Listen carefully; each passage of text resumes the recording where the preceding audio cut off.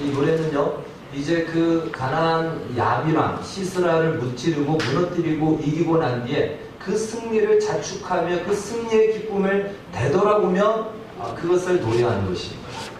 그것을 다시 한번 돌이켜볼 때 짜릿함이 있고 기쁨이 있고 감동이 있는 것입니다. 그런데 가만히 들어보면은 이 안에 아주 미묘한 민망함이 이 안에 감추어져 있다는 것입니다. 이번 전쟁에서, 이 드보라의 전쟁에서 가장 큰 공을 세운 두 사람이 있었죠. 바로 드보라와 야엘입니다. 이 야엘이라는 여자에 대해서 성경은 이렇게 오늘 우리 24절에서 27절을 이렇게 말하고 있죠. 여러분들 다시 한번 좀 생각하면서 한번 읽어보십시오. 24절에서 27절까지 시작. 게르사람 헤벨의 아내 야엘은 다른 여인들보다 복을 받을 것이니 장막에 있는 여인들보다 더 복을 받을 것이로다. 시스라가 물을 구하며 우유를 주되 곧 엉긴 우유를 귀한 그릇에 담아 주었고 손으로 장막 말뚝을 잡으며 오른손에 일꾼들의 방망이를 들고 시스라를 쳐서 그의 머리를 뚫게 곧 그의 관자놀이를 꿰뚫었도다. 그가 그의 발 앞에 구부러지며 엎드려졌고 쓰러졌고 그의 발 앞에 구부러져 엎드려져서 그 구부러진 곳에 엎드려져 죽었도다. 여러분, 관자놀이가 어딥니까? 여기가 관자놀이거든요. 이 귀하고 눈 사이가. 그러니까 잠자는 시스라의 여기에다가 말뚝을 박아서 죽였다는 거죠. 말뚝을 박아서 머리통을 부수어서 죽였다. 이걸 지금 노래하는 겁니다. 장면을 한번 생각해 보십시오. 얼마나 잔혹한 장면입니까? 그런데 그것을 사실은 여자가 할 일입니까? 보통 남자도 하기 어렵죠. 혹시 닭 잡아본 분들 있습니까? 닭 잡는 것도 어렵습니다. 저도 한번 닭을 잡아보는데 칼로 쳐도 목이 안 잘라집니다. 아무리 쳐도 안 잘라집니다. 몇 번 치면 잘라질 줄 알았는데 안 잘라져요. 그 장면을 그것을 그러는데 여기에 말뚝을 박아서 머리가 깨질 정도로 뚫게 나오려면 얼마나 많이 박아야 되겠습니까? 이 일을 평범한 아낙네가 했다라는 사실. 남자도 다 못하고 용사 중에 용사들이나 그런 잔혹하게 사람을 죽일 수 있는데 이 일을 여자가 했다는 것입니다. 그걸 노래하고 있습니다. 그리고 우리가 잘 알고 있듯이 이 드보라 전차 900대 앞에서 맨 앞에서 돌격 앞으로 했던 이 여자가 드보라입니다. 그것을 지금 노래하고 있다는 거예요. 그러면 그들이 그렇게 할 동안 그들의 남편들은 어디 있었느냐? 남자들은 어디 있었느냐? 이것을 상대적으로 지금 폭로하고 말해주고 있다는 것입니다. 보호받아야 될 여자가 이게 웬 말인가? 본래 여자들은 어디에 있어야 되는가? 24절에 말씀했듯이 장막에 있는 것이 여자입니다. 장막이라는 것은 보호받는 자리에 있다는 것이죠. 보호받는 자리에 있어야 될 사람들, 그들이 바로 여자들이었는데 그들이 나서서 결국 싸웠고 승리를 했다라는 것입니다. 바로 하나님께서는 그 구원을 왜 하필 이 여자들의 소원을 통하여서 피를 묻히고 구원을 이루셨는가? 그래서 이 드보라의 노래는요, 남자들로 하여금 고개를 떨구게 합니다. 우리나라 40대가 되면은 고개를 떨군다고 하지 않습니까? 이 드보라의 노래를 들으면 남자들이 고개를 떨고야 됩니다. 그러나 이 드보라의 노래는요, 단순히 남자들의 고개를 떨구게 하는, 남자들을 수치스럽게 하는 그것을 바라고자 하는 것이 아니에요. 그것을 포함해서 그 당시부터 어쩌면 지금까지 동서를 막론하고 가부장제적 어떤 사회 질서, 힘이 세상을 지배하는 남자 중심의 모든 사회 질서가 이루어졌던 지금까지의 모든 이 세상의 정치 모든 체제를 다 그것이 얼마나 헛되고 무력한지를 폭로하고 있는 것입니다. 정말 보호해야 될 그들을 보호하고 있지 못하지 않냐. 그걸 지금 말씀하고 있는 것입니다. 지금 우리나라도 제주도 난민, 예멘 난민 문제로 갑론을박이 일어나고 있습니다. 난민을 받아줘야 되지 않냐. 난민을 받으면 안 된다. 위장 난민이다. 그럼 진짜 난민은 받아줘야 되냐. 여기에 대해서 지금 특별히 그들이 이슬람이기 때문에 쉽지 않은 많은 어려움 속에 있습니다. 정말 그 어렵고 갈데 없고 전쟁터에 있는 자들이 살겠다고 온 사람들을 살려줘야 되고 받아줘야 되는 것이 맞을 겁니다. 그런데 우리의 현실은 그들을 받아서 수용해서 함께 어우러서 갈 만한 현실이 되지 못한 것입니다. 다른 말로 이상은 있지만 우리의 현실이 그것을 받아낼 수 없는 그런 한계에 있다는 것이죠. 바로 그래서 이러한 고발은 오늘 이 드보라의 노래, 이러한 폭로는요, 그때 어떤 판단을 잘못해서 혹은 그때 사회제도가 문제였기 때문에 그것이 아닌 그 차원을 넘어 결국 그것은 우리가 지금까지 살아오면서 인간에게 묻는 질문입니다. 과연 인간의 운명과 정체성은 무엇인가? 인간은 누구인가? 그리고 인간은 무엇인가? 무엇을 해야 살아야 되는가? 무엇을 하며 살아야 되는가? 라는, 무엇 때문에 사는가라는 인문학적인 질문의 종착점을 또 한번 보여주고 다시 한번 제시하고 있는 것입니다. 여러분, 세상에서는 여기에 대한 답이 없습니다. 답이 없어요. 예멘 난민 문제도요, 사실은 답이 없죠. 그냥 나라의 국익을 따라서 내리는 결정이지 그것이 이상적이지는 않습니다. 답은 없습니다. 그래서 수많은 지금까지 극작가들 혹은 예술가들, 철학자들이 이러한 고민, 과연 인간은 어떤 존재인가? 인간은 무엇을 위해서 살아야 되는가? 무엇이 가장 인간의 가치인가를 고민하다가 답을 찾지 못하고 대부분이 자살로 그들의 생을 마감하는 것을 보게 됩니다. 그래서 현대인들은 어쩌면 이런 고민을 하고 싶지 않아서 안 하는지도 모릅니다. 이런 복잡한 고민하지 않고 그냥 즐기고 사는 것으로만 만족하며 살아갑니다. 그러나 여러분, 인간은 그런 존재가 아닙니다. 그걸 감추고 생각하지 않는다고 해서 없어지는 것이 아닙니다. 이것은 인간 존재의 본질이며 근본이기 때문에 그렇습니다. 성경은 말씀하고 있죠. 하나님만이 이 답을 가지고 있다는 것입니다. 그래서 우리는 성경을 통해서 성경을 이해하고 또 성경을 읽으면서 우리가 받아야 될 가르침이 있습니다. 우리는 성경을 단순히 하나의 교훈 정도로 얻는 것으로 성경을 읽고 해석을 합니다. 그런 요소가 없는 것은 아닙니다. 그러나 단순히 교훈을 받는다면 여타의 위인전과 다를 바가 없죠. 성경이 아닌 오히려 잘 쓰여진 전기, 위인전을 읽는 것이 나을 것입니다. 근데 의외로 성경은 그런 교훈을 말하고 있지 않다는 사실입니다. 오늘 우리가 읽은 이 드보라의 사건과 사사기를 잘 보면요, 드보라를 통해서 구원이 이루어졌죠. 그렇다고 해서 이스라엘 백성들이 우리가 잘못했구나 회개하고 돌이키자 해서 회개하고 돌이킨 기록이 없습니다. 사사기 내내 그런 기록은 없습니다. 그냥 그때 일어난 일을 이 사사기 기자가 아무 감정 없이 마치 정말 냉정하게 담담하게 어떤 선입견도 갖지 않고 주관적인 관점도 갖지 않고 기술하고 있습니다. 쓰고 있습니다. 그래서 성경이 우리에게 교훈을 주기 위해서기보다도 무엇을 말하고자 하냐면 사사기의 역사가 바로 너희의 현실이라는 거죠. 우리의 현실이라는 것입니다. 이것은 저 옛날 어떤 시대에 있었던 이야기가 아니고 바로 우리 인생의 이야기를 지금 성경이 말하고 있다는 것입니다. 그래서 너희는 어떤 역사를 만들고 싶느냐, 그걸 우리에게 지금 도전하고 가르치고 있습니다. 그래서 성경은 우리에게 역사의 교훈 정도가 아니고 실제로 우리가 이 말씀 속에서 나의 현실 속에서 이 삶을 살아낼 것을 말씀하고 있습니다. 여러분, 역사에 대해서 사람들은요, 역사에서 교훈을 얻고 준비를 한다라고 하지만 일전에 말씀드렸듯이 역사로부터 아무것도 배우지 않는다는 것이 역사의 교훈이다. 이 유명한 말을 한번 말씀을 드렸습니다.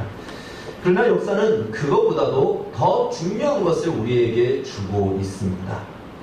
하나님께서 우리에게 이러한 역사를 허락하시는 이유는 이러한 역사의 삶의 현실을 살아내므로 말미암아 무언가를 우리에게 확인시키고자 하는 것입니다.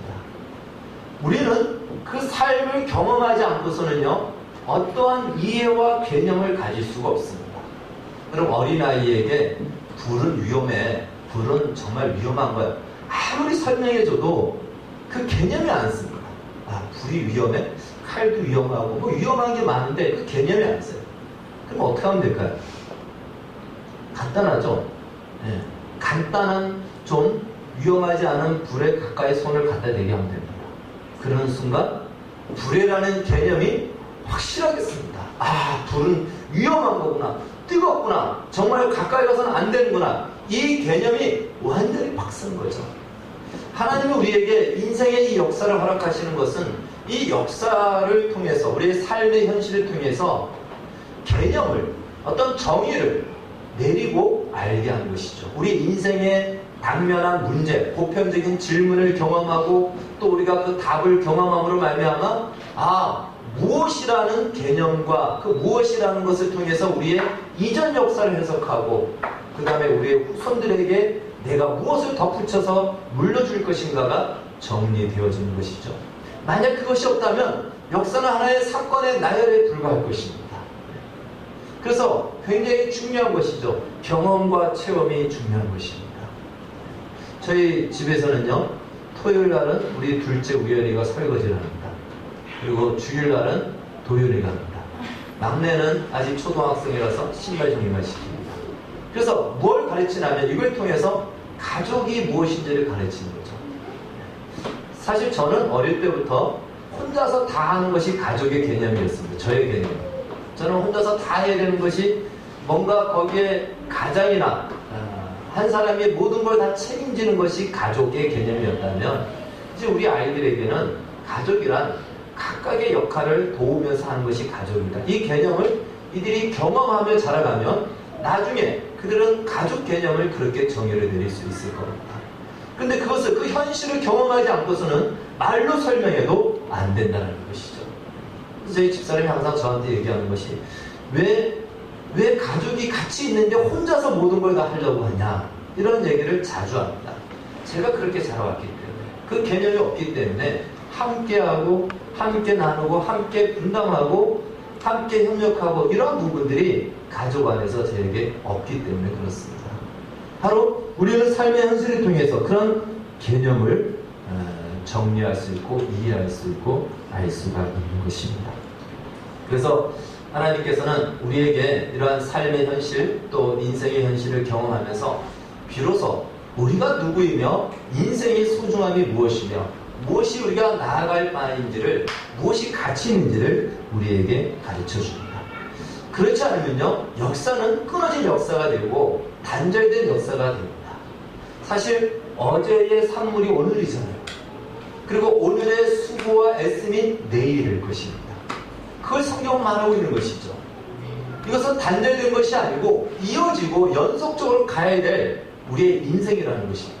그래서 우리에게 이 역사의 삶 속에서 어떻게 오늘을 사느냐, 어떻게 이전의 것을 우리가 정리하고 이해함으로 내가 내 후손에게 내일에 무엇을 남겨줄 것인가를 고민하고 심어서 그것을 우리의 삶에 적용하여 마침내 우리의 후손들에게 물려줄 유산, 물려줄 역사를 만들어내게 하는 것입니다. 성경이 바로 이것을 우리에게 가르쳐 주고 있는 것입니다. 그래서 성경의 이야기를요, 성경의 사건은 단순히 교훈을 주려고 하는 것이 아닙니다. 우리는 교훈을 받으려고 한다면 어떤 자리에 서게 되냐면 평가자의 자리에 서게 됩니다. 여러분 이것은 우리가 쉽게 우를 범할 수 있는 거예요. 여러분 성경의 이야기에 평가자로 절대로 서지 마시기를 바라겠습니다. 두 가지가 있습니다. 평가자로 서게 되면요 성경에 나오는 위대한 인물을 영웅으로 칭찬합니다. 그리고 그 영웅을 대단하게 칭찬하고 침말할 정도로 아주 칭찬합니다. 대단하다. 정말 저런 믿음의 인물 정말 놀랍다. 훌륭하다.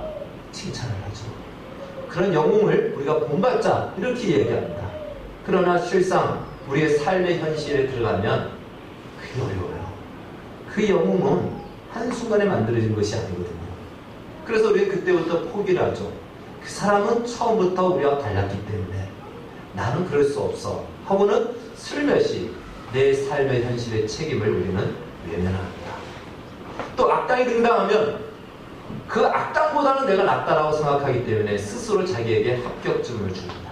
결국 우리는 성경이 말하고자 하는 요지, 우리가 그 성경에 말씀하는 역사의 삶을 살아내야 되는데 우리는 그 삶을 살지 않는 것으로 내 책임을 다했다라는 것으로 우리는 스스로 속는다라는 것입니다. 드보라의 노래가 그려내고자 하는 것이 바로 무엇일까요? 사사기 5장 28절 이하에 나옵니다. 오늘 이제 이 이야기를 우리가 읽었으니까요. 제가 설명을 드립니다. 시스라의 어머니가 염려를 하죠. 그 아들이 오지 않는 거예요. 전쟁이 끝났는데도 오지 않습니다. 그러니까 염려하고 걱정하니까 왜 이렇게 더디 오지? 하니까 그게 시녀들이 이야기를 합니다.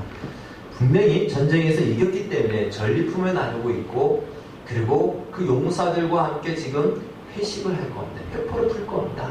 아마 전장에서 생포한 적군의 그 놀이개라고 하는 여자들을 끼고 술을 마시고 아마 회식을 할 겁니다. 그러다 보니까 이렇게 늦습니다. 왜 그렇게 얘기했을까요? 항상 그래왔기 때문에, 항상 이 시스라는 그 승리를 이루었기 때문에, 이 시스라의 힘에서 벗어날 수 있는 역사가 그동안은 없었기 때문에 그 이야기를 듣자 그 어머니가 맞아, 그럴 거야. 지난번에도 그랬지. 그 지난번에도 그랬지. 그렇게 스스로를 미안합니다. 그러나 사실은 무엇이죠? 사실은 시스라는 벌써 이 세상 사람이 아니에요. 누가 그 일을 이루셨죠? 하나님이 이루셨습니다. 하나님께서 구원을 이스라엘에게 주면서 벗어날 수 없는 운명, 놀이개 같은 인생을 살아야 되는 이스라엘의 역사를, 바로 그 역사를 끌어올리시고 새 역사를 펼치십니다. 그것을 이 시스라의 어머니는 모르죠. 그럼 다른 말로 누가 모른다는 거죠? 세상은 모른다는 것입니다. 그 일을 하나님이 이루신다는 것, 전혀 하나님이 이루실 거라고 생각하지도 못합니다. 하나님께서 어떻게 이 일을 이루시냐? 가장 연약하고 보호받아야 될 여인의 손을 통하여 이 일을 이루십니다. 그것을 통해서 바로 이 세상이 처한 세상, 시스라같이 힘있는 세상, 원래는 남자들이 나가서 싸워야 되는데, 보호해야 되는데 그들도 하지 못하고 세상 그 누구도 그 놀이개의 운명을 끊어버리지 못하는 그 일을 하나님이 하신다는 것을 선언하고 있습니다. 그러니까 이 드보라의 노래는요, 하나님의 구원에 대한 경탄이고 찬송이면서 또 하나는 바로 우리 인간에 대한 한계와 비명의 외침인 것입니다. 이걸 묻는 것이에요. 이 현실을 우리에게 말씀하고 있습니다. 드보라의 현실을 우리에게 말하고 있는 것이죠. 시스라 앞에서, 세상 앞에서 남자들은 다 어디에 갔는가? 그걸 폭로하는 겁니다. 그걸 오늘날로 뭐라고 얘기할 수 있겠죠? 이 거대한 세상의 힘 앞에서 예수를 믿는 크리스찬들은 다 어디에 갔는가? 그걸 묻는 겁니다. 여러분, 이 세상 앞에서 여러분의 믿음은 다 어디에 있습니까? 그걸 묻는 거예요.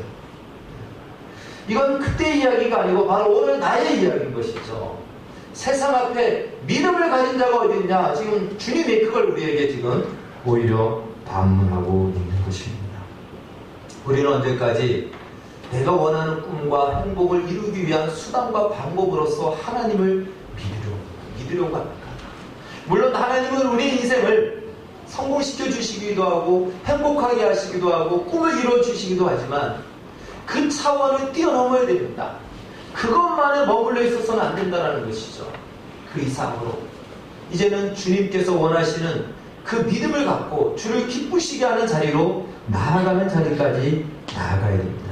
신앙의 경륜이 쌓이면 이 생각에서 벗어나고 자라가야 된다는 것입니다. 오늘 우리는 최소한 어떤 조건이 만들어져야 하나님이 나와 함께 한다는 이 믿음을 갖습니다. 참 쉽지 않죠. 저도 역시 목회를 하면서 또 개인적인 인생 속에서도 쉽지 않습니다. 여기서 하나님이 좀 더 도와주시면, 좀 더 역사해 주시면 제가 부족해서 그렇습니까? 이런 질문을 수없이 하게 되죠. 아마 여러분들도 그렇게 할 것입니다. 뭔가 만들어져야 하나님이 나와 함께 한다는 그 생각. 그러나 오늘 성경은 얘기하죠. 가장 처절한 자리죠. 정말 방법이 없는 자리, 망할 수밖에 없는 자리, 놀이개 같은 그 운명을 가진 자리에서 하나님은 가장 비참한 그 자리에서 새 역사를 능히 이루신다는 것입니다. 아무도 상상하지 못했던 그 역사를 여인의 손을 통하여서 그 능력을 나타내신다는 것입니다. 그것은 이 시스라나 세상이 전혀 알지 못하고 하나님께서는 그 답을 만들시기 위해서 드보라를 찾으신 겁니다. 왜 이 드보라를 굳이 찾았을까요? 왜 드보라를 사용하셨을까요? 두 가지의 이유가 있을 겁니다. 첫 번째는 하나님이 쓰실 만한 남자가 없었기 때문에 그렇습니다. 여러분, 오늘 이 시대에 하나님께서 기뻐하고 쓰실 만한 믿음의 사람, 크리스찬, 믿음으로 이 세상을 이기고자 하는, 믿음으로 살겠다고 하는 믿음을 가진 자가 없을 때 하나님은 우리에게 구원을 베푸시지만 부끄럽게 하신다는 것이죠. 바로 그 믿음 있는 자를 주님은 찾으시고 있습니다. 두 번째는요, 하나님은 얼마든지 중심에서 벗어나 있는 변방에 있는 인생, 정말 보잘것없고 누구도 주목하지 않는 인생을 통해서도 얼마나 위대한 역사를 만들어내신지를 보여주시는 것입니다. 여러분, 이것이 기독교의 본질입니다. 그래서 우리는 다시 한번 역사가 어디에서 시작되는가, 우리가 생각하는 놀라운 일이 어디에서 시작되는가를 봐야 됩니다. 우리의 수고와 애씀을 무시하는 것이 아닙니다. 그러나 그 역사는 항상 하나님으로부터 시작된다는 사실을 기억해야 됩니다. 보이는 화려함과 보이는 조건과 환경과 갖추어져 있는 곳에서가 아닌, 오히려 변방에서 정말 보잘것없고 아무도 주목하지 않는 그를 통하여 인류의 역사와 세계의 역사는 지금까지 바뀌어왔고 변해왔습니다. 그럴 수밖에 없는 것이요, 중심에 들어가면 그때부터는 관료화가 됩니다. 그래서 뭐가 정말 필요한지를 보지 못하게 됩니다. 오히려 변방에 있는 자가 제대로 보게 되는 거죠. 하나님은 바로 그를 통하여 새 역사를 이루시는 것입니다. 예수님의 성육신과 십자가가 바로 그것을 보여주죠. 아무도 예수님을 그렇게 기대하고 주목하지 않았습니다. 주목했다가 예수님이 힘없이 죽어가는 것을 보고 다 손가락질을 했죠. 끝났어. 모든 것이 다 끝난 거야. 이제는 아무것도 없어. 그의 제자들까지도 다 끝내버렸습니다. 그러나 주의 구원은 바로 십자가로부터 시작된 것을 보게 됩니다. 그 십자가를 지는 자리까지 예수님이 어떻게 살아가셨습니까? 겸손함으로, 충성함으로, 순종함으로 살아가셨습니다. 그것은 예수님이 겸손했기 때문에, 예수님이 순종했기 때문에가 아니고 십자가의 구원의 완성을 이루는 과정이 그 길이었다는 것이죠. 다른 말로 하나님께서 영광을 나타내는 그 과정에 길이 있다는 것이에요. 그것은 그런 조건이기 때문에 대가를 주는 것이 아니고 하나님의 구원의 역사의 흔적이 어느 과정을 밟고 갔는지를 보여주는 것이죠. 예수님이 가신 그 길, 여러분, 우리를 동일한 그 역사의 현실로 부르고 있다는 사실입니다. 하나님의 영광을 꿈꾸십니까? 하나님의 그 승리를 맛보기를 원하십니까? 주님이 부르시는 그 자리로 발걸음을 내딛고 나아가야 됩니다. 어느 날 갑자기 하늘에서 뚝 떨어지는 것이 아니라는 것이에요. 예수님이 가셨던 그 길을 우리도 들어서야 비로소 주의 영광을 보는 자리에 우리는 서게 될 것입니다. 여러분, 많은 사람들이 얘기하죠. 예수님은 참 우리를 위해서 많은 사랑을 베푸셨고 희생하셨고 예수님에 대해서 칭찬을 합니다. 예수님에 대해서 고마워합니다. 그러나 정작 예수님이 가신 그 길에 한 발자국도 내딛지 않습니다. 그것은요, 스스로를 속이는 겁니다. 주님께서 왜 우리의 역사의 현실을 경험하게 하시냐면 그 자리에 가야지만이 그 개념이 있는 거예요. 여러분, 그 자리에 가야 주의 은혜가 무언지를 알게 됩니다. 우리가 하나님의 은혜를 얘기하지만 정말 그 은혜가 어떤지 그 개념이 있나요? 그 자리에 들어가야 돼요. 질심하고 순종하고 손해보는 자리에 들어가야 됩니다. 그래야 비로소 그 은혜가 어떠한지를 우리는 알게 될 것입니다. 그래서 우리는 그 역사의 현실로 그 자리로 우리를 부르시고 있다는 것입니다. 이번 월드컵 예선에서 독일전에 승리한 우리 한국에 대해서 외신들도 칭찬 일색이었죠. 그리고 우리만 좋아한 것이 아니고 우리 때문에 가장 좋아한 나라가 멕시코죠. 멕시코가 16강에 그래서 올라가서 멕시코에서는 한국 사람만 보면 막 그냥 음식도 막 준다는 그런 이야기가 있습니다. 멕시코만 좋아한 것이 아닙니다. 또 어디도 좋아했죠? 브라질도 엄청 좋아했습니다. 브라질이 지난해 독일한테 7대1로 졌죠. 그런데 보기 좋게 조별 탈락이라니 하는 그 조소가 그들에게 막 일어난 거죠. 또 어디가 좋아했냐면요, 영국도 되게 좋아했습니다. 영국은 전통적으로 독일과의 축구를 별로 라이벌로 생각해서 안 좋아합니다. 그런데 이미 떨어졌기 때문에 영국도 축제입니다. 영국은 올라갔잖아요. 우리가 이겨줌으로 많은 나라가 기뻐하고 슬픈 나라는 독일 하나인 것 같습니다. 자, 그런데 우리에 대해서는 그렇게 칭찬했는데 이제 16강에 올라간 일본에 대해서는 굉장히 그 비판이 많이 있었죠. 마지막 폴란드전에서 1대0으로 지고 있는 중에 콜롬비아가 같은 조에 있는 세네갈을 1대0으로 이기고 있다는 소식을 듣자 그때부터 시가 끌기에 들어갑니다. 공을 빙빙 돌리고 폴란드도 이미 이겼으니까 괜히 지금 섣부르게 하다가 역습을 당해서 또 지면은 완전히 자국민한테 1승도 못했다라는 이것 때문에 서로가 이제 시간 끌기로 하다가 결국은 그 관중들이나 자국민들로부터도 비난을 받게 됐죠. 그 왜 그러냐면 이번 월드컵부터 적용된 페어플레이 게임 때문에, 규정 때문에 그렇습니다. 즉 똑같은 승점인 경우에는 골드티도 똑같으면은요, 그때부터는 옐로우 카드가 적은 팀이 올라가게 되어 있습니다. 그렇기 때문에 무리하게 했다가는 옐로우 카드를 받으면은 그냥 떨어질 수 있는 상황인 거예요. 그러니까 일본은 아주 조심조심 몸을 사리면서 한 겁니다. 그러니까 이 규정이 무슨 규정이라고요? 페어플레이 규정이에요. 그런데 실제 경기는 페어플레이가 안 됐던 거죠. 그래서 관중들도 나가고 막 그렇게 했던 겁니다. 그러나 여러분 16강 일본은 진출했습니다. 우리는 칭찬을 받았습니다. 그런데 우리는 떨어졌습니다. 우리는 그걸로 끝났습니다. 일본은 한 번 더 싸울 수 있는 기회가 있는 거예요. 거기서 또 이기면 또 올라갈 수 있겠죠. 제가 일본을 낫다라는 것을 칭찬에 대해서 말하는 것이 아닙니다. 다른 말로 우리의 인생이 아무리 조건이 나쁘고 보잘것없고 또 우리의 이 삶의 현실이 정말 말할 수 없는 콩가루 같은 우리의 삶의 환경이라 할지라도 이런 그런 역사라도 역사가 중요하고 역사가 살아내야 된다는 것입니다. 즉 이거죠. 김수영 씨의 거대한 뿌리라는 시에 보면은 이러한 말이 있습니다. 아무리 더러운 역사라도 좋다. 좀 옛날 시인들은 약간은 좀 기인 같은 그런 모습들이 있죠. 이 시를 여러분들에게 좀 추천하기에는 식구가 막 그 직설적인 욕도 막 나와가지고 좀 추천하기가 어려워서 이 하나만 제가 인용을 했습니다. 일제강점기와 또 6.25를 겪으면서 우리나라에 대해서 쓴 시입니다. 아무리 더러운 역사라도 좋다. 이렇게 얘기해요. 여러분 그렇습니다. 아무리 더러운 역사라도 역사가 있는 것이 중요하지. 역사가 비어있고 역사가 없으면 그건 아무것도 말할 것이 없는 것입니다. 우리의 삶의 환경이 실패하고 정말 여유롭지 못하고 또 내가 나를 봐도 절망할 수밖에 없는 나의 현실을 할지라도 그 역사 속에서 내가 믿음으로 살겠다라는 삶의 몸부림과 애씀과 도전과 발걸음이 있어야 된다는 것이에요.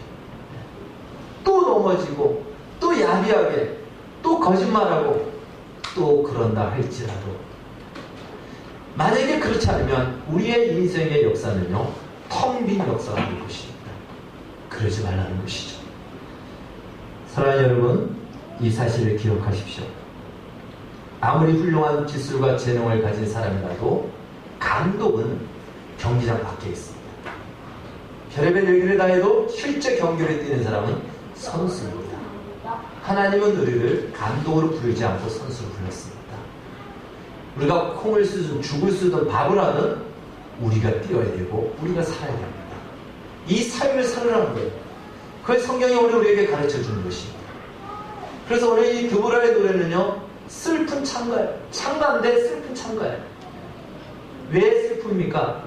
하나님께서 보잘것없는 여인의 손을 통해서 이 일을 이루셨다면 믿음 있는 한 사람을 통해서 얼마나 위대한 일을 이루시겠느냐, 그걸 우리에게 역설적으로 말해줍니다. 믿음 있는 자가 어디 있느냐, 남자들이 어디 있느냐, 그걸 찾는 것이죠. 보잘것없는 저를 통해서 그 역사를 이룬다면 오늘 우리가 월드컵 통해서 알고 있듯이요, 정말 보잘것없지만 길을 쓰고 하니까 최하위 우리나라가 독일을 이기지 않았습니까? 그런 기적을 이뤄냈던 것처럼 드보라를 통해서 시스라를 무너뜨린 것처럼 시편의 기록에 보면은 젖먹여 어린아이 입으로 대적들을 잠잠하게 하셨던 그 놀라운 기적을 일으켰다면 믿음 있는 사람이 한 명 믿음을 갖고 나간다면 주께서 얼마나 그 역사를 더하시겠느냐. 그 슬픔을 토로하는 노래인 것입니다. 따라서 오늘 말씀을 통해 우리가 확인해야 될 것이 있습니다. 바로 내 인생은 하나님이 일하시는 현장이라는 사실입니다. 한번 따라해 봅시다. 내 인생은 하나님이 일하시는 현장이다. 여러분, 그렇기 때문에 남과 비교해서가 아니고요, 내 인생 자체로 소중한 것입니다. 남과 비교해서가 아니에요. 내 인생은 하나님이 뭔가 나를 통해서 나타내시고 이루시고자 하는 목표와 목적을 갖고 일하시는 삶의 자리이기 때문에 그 자체로 소중한 것입니다. 그런데 우리는 그동안 남을 부러워하고 내 학력을 탄식하고 원망하고, 그리고 또 내가 잘났으면 나의 것을 자랑하고 자만하는 것 때문에 진짜 내 인생을 우리는 살지 않았다는 것이에요. 내가 살아야 될 삶을 외면하고 있었다는 것이죠. 이제 그 삶을 살 것을 우리에게 말씀하고 있습니다. 우리의 가정과 내가 처해져 있는 일터의 현장, 그리고 소속된 우리 교회 공동체, 내가 처한 현실, 바로 그 현실에서 이 역사를 써내려가야 됩니다. 그것은 우리에게 주신 영광이며 기회이며 동시에 책임이기도 합니다. 그래서 여러분, 이제는요, 저건 내가 할 일이 아니다, 그런 것은 없습니다. 다 내가 해야 될 일입니다. 단지 지금 내가 연약하여 못할 뿐이지 내가 해야 될 일입니다. 여러분, 순종하는 것, 믿음 좋은 사람 언제 믿음이 좋아질까요? 죽을 때 된 믿음이 좋아질까요? 아닙니다. 지금 내가 순종해야 됩니다. 헌신하는 거 언제 헌신할까요? 천국 가서 헌신할까요? 지금 헌신해야 됩니다. 예배 드리고 기도 드리는 거, 말씀에 순종하고 오래 참고 양보하고 또한 절제하고 기다려주고, 이것은요 먼 훗날의 이야기가 아니고 지금 내가 해야 될 일이라는 거예요. 주님은 말씀합니다. 그 삶을, 그 역사를 써내려가라는 거예요. 그럴 때 주께서 우리를 통해서 하실 일을 하신다는 것입니다. 그럴 때 우리의 역사는 우리 후손들에게 유산이 되고 산물이 될 것입니다. 우리가 물려줄 역사, 써내려가야 될 역사가 무엇인지를 기록하셔서 주의 이 부르심을 감당하기로 결단하시고 시행하시는 우리 모든 인생이 되어지기를 주의 이름으로 축원합니다. 기도하겠습니다. 주님, 감사합니다. 두부라의 노래를 통해서 하나님의 안타까운 마음을 다시 한번 보게 됩니다. 우리 예수 믿는 믿음을 가진 자를 주님이 찾으십니다. 그 시설 앞에서, 세상 앞에서 남자들은 다 어디에 있는가? 오늘의 이 세상 앞에서 믿음 있는 하나님의 백성들은 다 어디에 있는가?